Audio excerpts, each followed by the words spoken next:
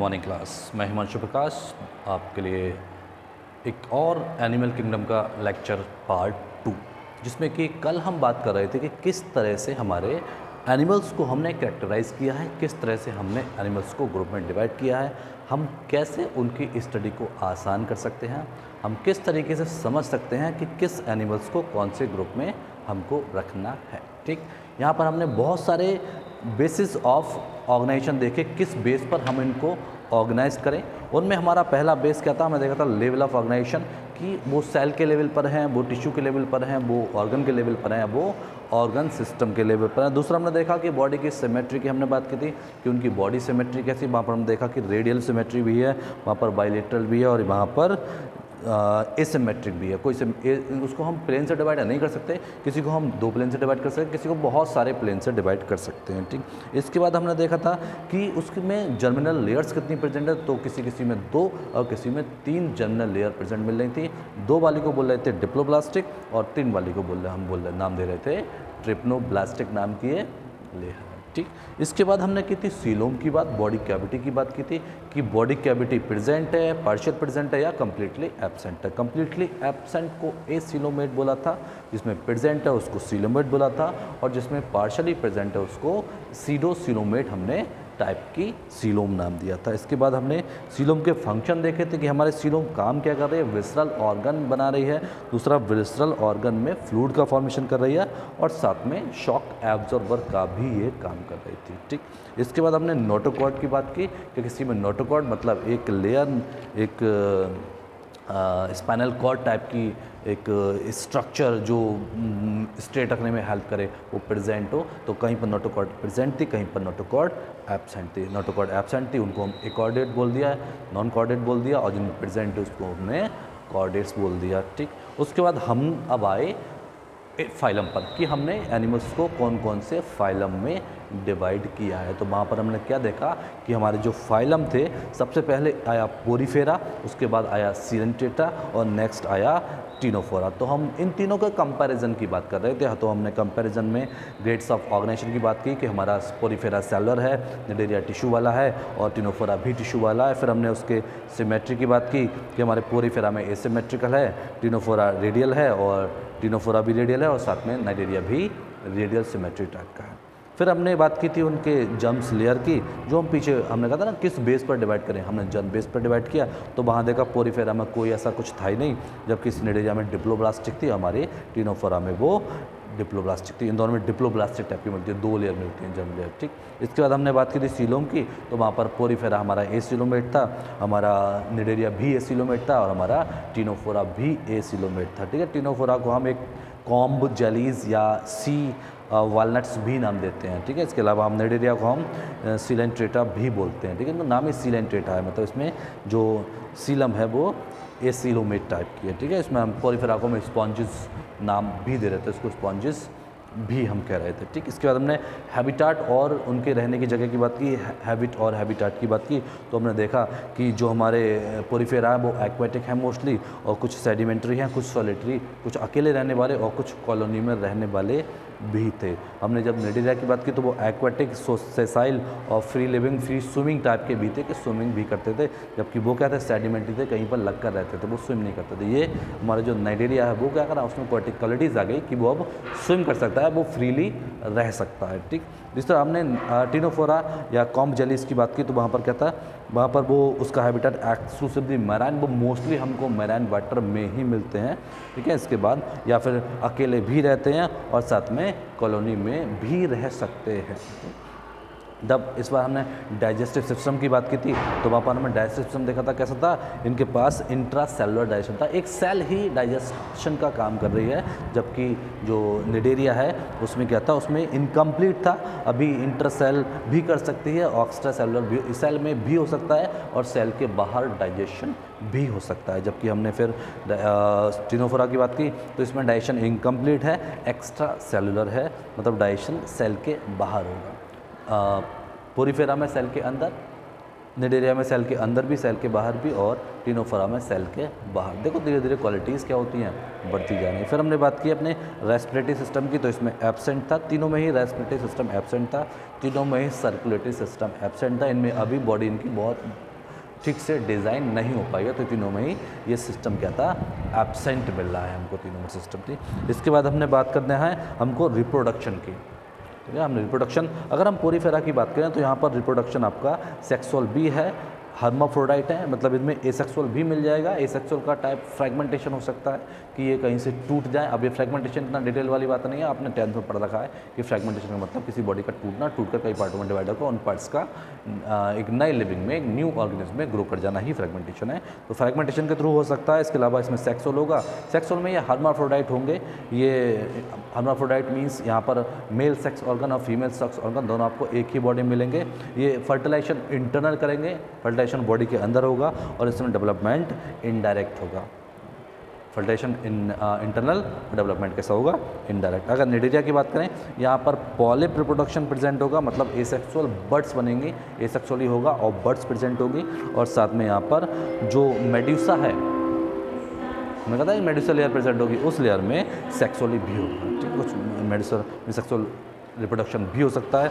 Most are separate. इनमें क्या होता है, मोस्टली हमको मेल और फीमेल बॉडीज़ अलग अलग देखने को मिलती हैं, तो सेक्सेस में सेपरेट होते हैं। इसके बाद फर्टिलाइजेशन एक्सटर्नल होता है, वो जो गैमीट्स हैं वो वाटर में रिलीज़ हो जाएंगे और रिलीज़ होने के बाद उनमें बाहर, बॉडी के बाहर, यानी कि वाटर में फर्मेंटेशन हो जाएगा। उसको हमने बोल दिया कि ये एक्सटर्नल टाइप का फर्टिलाइजेशन करते हैं। डेवलपमेंट इसका इनडायरेक्ट होता है, डेवलपमेंट डायरेक्ट नहीं होता, बॉडी में डेवलपमेंट इनडायरेक्ट होगा ना। हमारा टीनोफोरा की हम बात करें, वहाँ पर केवल आपको सेक्सुअल टाइप का रिप्रोडक्शन ही देखने को मिलेगा, वहाँ पर एसेक्सुअल रिप्रोडक्शन देखने को नहीं मिलेगा। जैसे जैसे एडवांस होते जाते हैं वहाँ पर एसेक्सुअल रिप्रोडक्शन कम होता जाएगा। तो यहाँ पर क्या हुआ, हमारे टीनोफोरा ने एसेक्सुअली रिप्रोडक्ट करना बंद कर दिया, मतलब अब इनको प्रॉपर रिप्रोडक्शन के लिए इनके पास प्रॉपर सेक्स ऑर्गन प्रेजेंट होंगे। हर्माफ्रोडाइट होंगे। ये सेक्स ऑर्गन हो सकता है कि एक ही बॉडी में प्रेजेंट हो, मेल फीमेल दोनों को हम सेपरेट न कर पाएँ। इसके अलावा फर्टिलाइजेशन इसमें भी एक्सटर्नल होगा। मेल फीमेल क्या करेंगे, अपने गैमेट्स बना के रिलीज़ कर देंगे और वो गैमेट वाटर में फर्टिलाइज हो जाएंगे, ठीक है। जाइगोट बनेगा और नए बॉडी का डेवलपमेंट हो जाएगा। डेवलपमेंट इसमें भी इनडायरेक्ट होगा, ठीक। अगर हम इनके यूनिक फीचर की बात करें, ठीक, अब ये तो सब कॉमन फीचर आ गए। ऐसा मोस्टली फीचर कैसे है, अगर उसमें टिश्यू हो तो उसमें भी टिश्यू है, अगर इसमें एसेक्सुअल है वहाँ भी एसेक्सुअल है, अगर यहाँ पर एब्सेंट है वहाँ पर भी एब्सेंट है। कुछ यूनिक फीचर क्या है इनके, जो पोरीफेरा को पहचानने में हमारी और हेल्प करेंगे। तो यूनिक फीचर हमारा वाटर है, water canal transport system present होगा किसमें, पोरीफेरा। पोरीफेरा में क्या, वाटर कैनाल सिस्टम क्या है भाई, वाटर एक पाइप के थ्रू वाटर का मूवमेंट होना। तो यहाँ पर क्या होगा, एक पाइप के थ्रू वाटर का मूवमेंट होगा और इसमें जो वाटर एनगल्फ करने के, जैसे हमारा माउथ है, यहाँ पर क्या होगा, वाटर एनगल्फ करने के लिए ऑस्टिया नाम का एक ऑर्गन प्रेजेंट होगा। यहाँ पर क्या है, यहाँ पर ऑस्टिया प्रेजेंट है जो वाटर को एनगल्फ करेगा। फिर बहुत से पाइप जाएंगे, उन पाइप्स को हमने बोल दिया कैनाल सिस्टम, मतलब पोर्स हैं, उन पोर्स के थ्रू वाटर एब्जॉर्ब होगा। मिलियंस ऑफ ऑस्टिया या पोर्स आपको मिलेंगे। साथ में स्पॉन्जोसील मिलेगी, इसमें जो इसकी हम जो बोन्स की बात कर रहे हैं कि हमारी जो बॉडी कैविटी की बात कर रहे हैं, तो इसमें उस कैविटी को स्पॉन्जोसील्स बोल दिया। वो कैनाल हैं, वो लाइंड हैं, वो कोएनोसाइट्स हैं, वो कॉलर सेल्स हैं, मतलब इनमें कॉलर सेल प्रेजेंट है, इनमें पोर्स प्रेजेंट हैं, इनमें स्पॉन्जोसील प्रेजेंट है। इनकी बॉडी स्पाइक्यूल्स और स्पॉन्जिन फाइबर से सपोर्टेड है। हमारी बॉडी में बोन्स फ्रेमवर्क का काम करती हैं, इनकी बॉडी में स्पिक्यूल्स हैं, स्पॉन्जिया हैं, ये सब फ्रेमवर्क का काम करते हैं, ठीक। और अगर हम यूनिक फीचर में निडेरिया की बात करें, तो निडेरिया के पास टेंटेकल्स एक स्पेशल स्ट्रक्चर मिलेगी जो इनको मूवमेंट में हेल्प कर सकती है, किसी प्रे को, शिकार को पकड़ने में हेल्प कर सकती है, शिकार को महसूस करने में हेल्प कर सकती है। तो यहाँ पर टेंटिकल्स या नाइडोब्लास्ट प्रेजेंट होंगे। निडेरिया मतलब नाइडोब्लास्ट, ठीक है, इस तरह की स्ट्रक्चर प्रेजेंट होगी। गैस्ट्रोवेस्कुलर कैविटी प्रेजेंट होगी यहाँ पर, ठीक है। यहाँ पर क्या होगी, जैसे वहाँ पर हमारे पास स्पॉन्जोसील, यहाँ पर वाटर कैनाल सिस्टम प्रेजेंट था, यहाँ पर क्या होगा, गैस्ट्रोवेस्कुलर कैविटी प्रेजेंट है, मतलब इसको हम सीलेंट्रॉन भी कह सकते हैं। कैविटी प्रेजेंट है, वहाँ पर कैविटी को हम वाटर ट्रांसपोर्ट बोल रहे थे, वाटर कैनाल बोल रहे थे, यहाँ पर उस कैविटी को हम बोल रहे हैं कि इनके पास सीलेंट्रॉन प्रेजेंट है। साथ में इनके पास एक ओपनिंग होगी, माउथ होगा, वहाँ पर बहुत सारे पोर्स थे, कोई भी पोर्स माउथ कवर कर सकता है, वाटर को एनगल्फ कर सकता है। लेकिन यहाँ पर क्या होगा, एक स्पेशल माउथ प्रेजेंट होगा जिसको आप हाइपस्टोम बोलेंगे, ठीक है। एक माउथ को हम बहुत सारे पोर्स को ऑस्टिया कह रहे थे, यहाँ पर माउथ को इसके हाइपोस्ट्रोम कहेंगे। पॉलिप और मेडुसा फॉर्म आर सीन, यहाँ पर क्या होगा, ये ग्रुप में मिल जाएगी, पॉलिप फॉर्म में मिल जाएगी, मेडुसा फॉर्म में मिल जाएगी।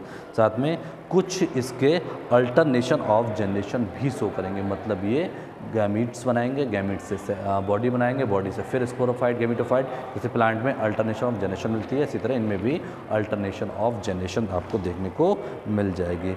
कॉलर्स हैव स्केलेटन, इनकी जो कॉलर्स हैं जहाँ से वाटर का एंगलमेंट हो रहा है वहाँ पर कैल्शियम कार्बोनेट प्रेजेंट होगा, वहाँ पर क्या होगा, वहाँ पर एक हार्ड स्ट्रक्चर प्रेजेंट होगी, बोनी नहीं होगी, वो थोड़ी हार्ड होगी, वो कैल्शियम कार्बोनेट की बनी हुई है। ठीक, अगर हम टिनोफोरा के स्पेशल फीचर की बात करें कि उसमें यूनिक फीचर क्या है, तो वहाँ पर क्या होगा, लोकोमोशन बाई 8 वेंट्रिकल एस्ट्रिकल रोज, वहाँ पर एक वेंट्रिकल रोज प्रेजेंट है जिससे वो मूवमेंट कर सकता है, चल सकता है। नाइडेरिया में चलने के लिए हमारे पास प्रेजेंट थे टेंटेकल्स, चलना भी टेंटिकल्स के थ्रू है, उनको प्रे को पकड़ना भी टेंटिकल्स के थ्रू है, लेकिन यहाँ पर मूवमेंट के लिए क्या हुआ, 8 वर्टिकल एक्सटर्नल रोज नाम सीलिया प्रेजेंट हो गई, या उनको हम कॉम्ब प्लेट भी कह सकते हैं। यहाँ पर सीलिया नाम की स्ट्रक्चर प्रेजेंट है या कॉम्ब प्लेट प्रेजेंट है जो इनके मूवमेंट में हेल्प कर रहे हैं। इसके अलावा इसमें टेंटेकल्स भी देखने को मिल सकते हैं, ऐसा नहीं सारे लिविंग्स में कॉम्ब प्लेट प्रेजेंट होगी, कुछ लिविंग्स में टेंटेकल्स मिल गए, कुछ में कॉम्ब प्लेट्स मिल गई, डिफरेंट स्ट्रक्चर डिफरेंट लिविंग में। जैसे जैसे वो खुद को एवेल्यूएट करते जाएंगे वैसे वैसे उनकी स्ट्रक्चर थोड़ी सी हार्ड होती चली जाएंगी।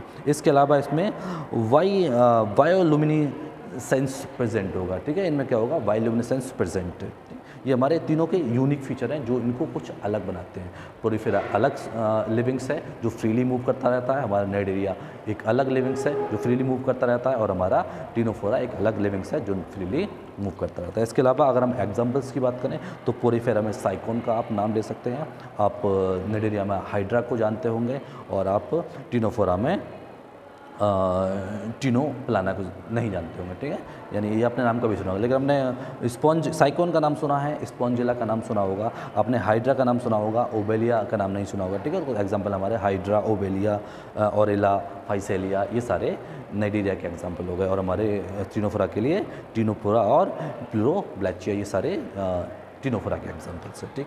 अगर अब हम बात करें नेक्स्ट ग्रुप की, तो हमारे नेक्स्ट ग्रुप में आते हैं प्लेटीहेल्मिन्थीस, एस्केहेल्मिन्थीस, एनालिडा और आर्थ्रोपोडा, यानी जो पीछे के 3 ग्रुप थे उनकी करैक्टरिस्टिक फीचर कुछ कुछ मैच कर रहे थे, वो जैसे जैसे इवॉल्व कर रहे हैं वैसे वैसे खुद को एडवांस करते जा रहे हैं। अब जब इन्होंने टिनोफोरा ने खुद को और एडवांस किया तो वो पहुंच गया प्लेटीहेल्मिन्थीस और एस्केहेल्मिन्थीस और एनालिडा, या और चौथा हमारा आर्थ्रोपोडा। हम अब तक हमारे 3 ग्रुप थे, हमारे 4 ग्रुप और आ गए। प्लेटीहेल्मिन्थीस को हम फ्लैट बॉम नाम भी देते हैं, उसको हम फ्लैट बॉम भी कह सकते हैं, यानी उनकी बॉडी फ्लैट फॉर्म में है। इसके अलावा एस्केहेल्मिन्थीस को हम राउंड बॉम भी बोल देते हैं कि ये राउंड बॉम, इनकी बॉडी कुछ राउंड शेप में होती है।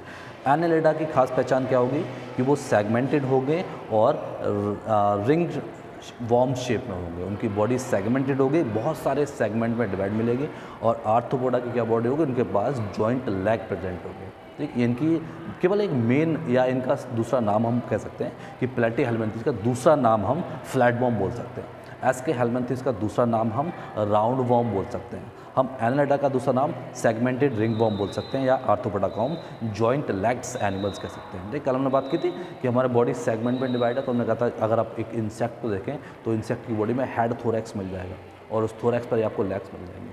तो जब हमारे एनालिडा की बात की तो वहाँ बॉडी बहुत सारे पार्ट में सेगमेंटेड है, वहाँ लेग्स एब्सेंट है, लेकिन जब हम पहुँचे आर्थ्रोपोडा पर तो वहाँ पर सेगमेंट के साथ साथ लेग्स भी प्रेजेंट हो गए, लेकिन वो लेग्स कंप्लीटली डेवलप्ड लेग्स नहीं है, वहाँ पर बोन्स एब्सेंट होती हैं। ठीक, तो प्लेटीहेल्मिन्थीस की अगर हम बात करें या जनरल फीचर्स की हम बात करें चारों के लिए, तो अगर ग्रेड्स ऑफ ऑर्गेनाइजेशन को देखें, ऑर्गेनाइजेशन का फीचर की केवल हम बात करें तो वहाँ पर प्लेटीहेल्मिन्थीस या फ्लैट बॉम के पास ऑर्गन भी प्रेजेंट होंगे, साथ में ऑर्गन सिस्टम भी प्रेजेंट होंगे। ठीक, वहाँ पर बॉडी हमारी सेल और टिश्यू के लेवल पर थी, लेकिन यहाँ पर बॉडी क्या हो गई, ऑर्गन के लेवल पर आ गई, और कहीं कहीं आपको ऑर्गन सिस्टम भी देखने को मिल जाएगा। लेकिन अगर हम एस्केहेल्मिन्थीस की बात करें, राउंड बॉम की बात करें, तो वो बॉन की बॉडी कंप्लीटली राउंड बॉम की बॉडी कंप्लीटली ऑर्गन सिस्टम में ही डिवाइड है, वहाँ पर आपको ऑर्गन देखने को नहीं मिलेंगे। उन ऑर्गन ने एक कंप्लीट सिस्टम बनाएंगे और सारे सिस्टम मिलकर एक काम करेंगे। इसके अलावा हमारे एनालिडा और आर्थ्रोपोडा दोनों में भी ऑर्गन सिस्टम आपको प्रॉपरली डिवाइड मिलेगा, प्रॉपरली डेवलप्ड ऑर्गन सिस्टम मिल जाएगा। अब हम सिमेट्री की अगर बात करें तो वहाँ पर हमको रेडियल या एसिमेट्रिक देखने को मिल रहे थे, लेकिन यहाँ पर हमको बाइलेटरल सिमेट्री देखने को मिलेगी। चारों ही ग्रुप में आपको, चाहे वो फ्लैट बॉम हो, चाहे वो राउंड बॉम हो, चाहे वो रिंग बॉम हो, चाहे वो जॉइंट लेग्स एनिमल्स हो यानी आर्थ्रोपोडा हो, चारों में ही आपको बाइलेटरल सिमेट्री देखने को मिलेगी। अगर हम उसे एक प्लेन से काटें तो वो 2 बराबर पार्ट में डिवाइड हो जाएगा जी। इसके अलावा अगर हम जर्म लेयर्स की बात करें तो यहाँ पर ये चारों ही ट्रिप्लोब्लास्टिक टाइप के मिलते हैं, यानी ये अब हमारे जो भी ग्रुप टिनोफोरा के बाद के हैं वो सब ट्रिप्लोब्लास्टिक होंगे। उनमें 3 लेयर प्रेजेंट होंगी, एक आउटर, मीजो और एंडो। ठीक है, आउटर एक्टोडर्म, मीजोडर्म और अंदर वाली लेयर एंडोडर्म, ये तीनों लेयर प्रेजेंट होंगी, यानी ये ट्रिप्लोब्लास्टिक टाइप के होंगे। अगर हम सीलोम की बात करें तो हमारा प्लेटीहेल्मिन्थेस एसिलोमिक होगा, उसकी बॉडी में कहीं भी गट प्रेजेंट नहीं होगी। अगर हम एस्के हेल्मिन्थेस की बात करें तो उनकी बॉडी आपको सीरोसिलोमेट टाइप की मिलेगी, यानी यहाँ पर सीलोम आपको पैचेस में मिल जाएगा। अगर हम एनालिडा की बात करें तो वहाँ वो सीलोमेट मिलेगा, और अगर हम आर्थ्रोपोडा की बात करें वो भी हमको उसकी सीलोमेट बॉडी मिलेगी, एक कंप्लीट सीलोम वहाँ पर प्रेजेंट होगा। अगर हम हैबिट और हैबिटेट की बात करें, इनके चौथे फीचर्स की बात करें कि अगर ये रहते कहाँ पर हैं, मिलते कहाँ पर हैं, तो हमारे प्लेटीहेल्मिन्थेस मेनली एक्वेटिक होते हैं, ये पानी मिलेंगे या एंडोपैरासाइट भी मिलेंगे। ठीक है, आप देखते हैं कुछ ऐसे वॉर्म्स जो हमारे इंटेस्टाइन में रहते हैं वो एंडोप्लाज्मिक टाइप के हमको मिल सकते हैं। ठीक, इसके अलावा ये कुछ फ्री लिविंग भी मिलते हैं, कुछ पैरासाइट ऐसे भी हैं जो फ्रीली मूव कर सकते हैं, फ्रीली एनवायरनमेंट में रह सकते हैं। अगर हम हैबिटेट के बारे में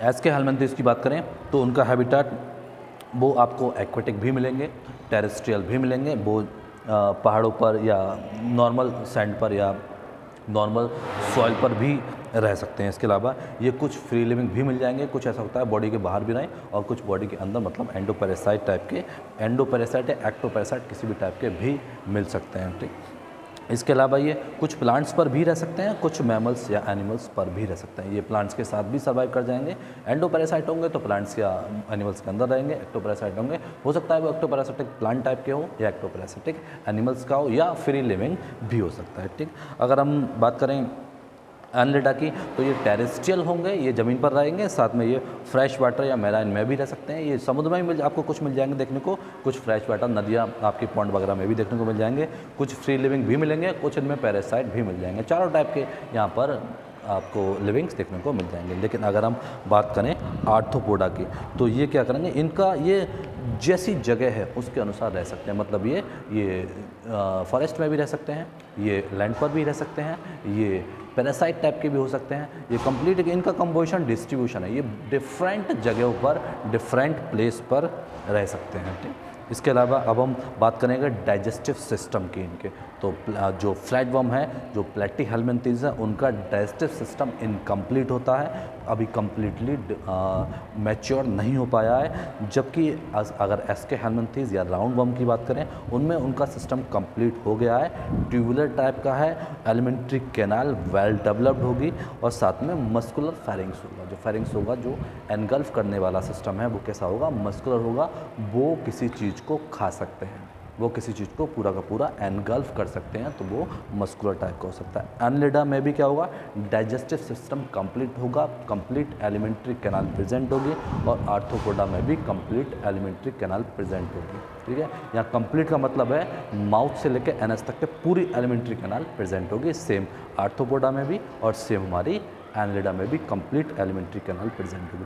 रेस्पिरेटरी सिस्टम प्लेटीहेल्मिन्थेस में एब्सेंट होगा, एस्के हेल्मिन्थेस में एब्सेंट होगा, जबकि एनालिडा और आर्थ्रोपोडा में क्या होगा, वो क्यूटेनियस होगा।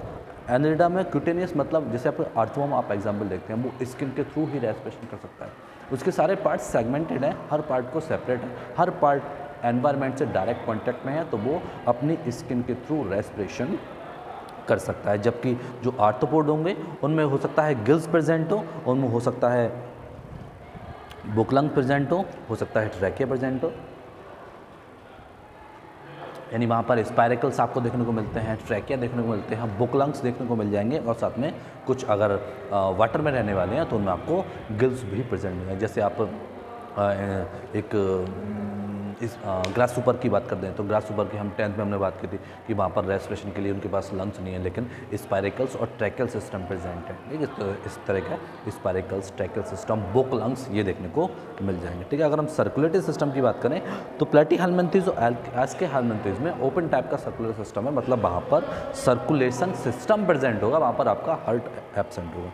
जबकि अगर हम एनेलिडा की बात करें तो इन दोनों में, इनमें क्या होगा, क्लोज टाइप का सर्कुलर सिस्टम मिलेगा।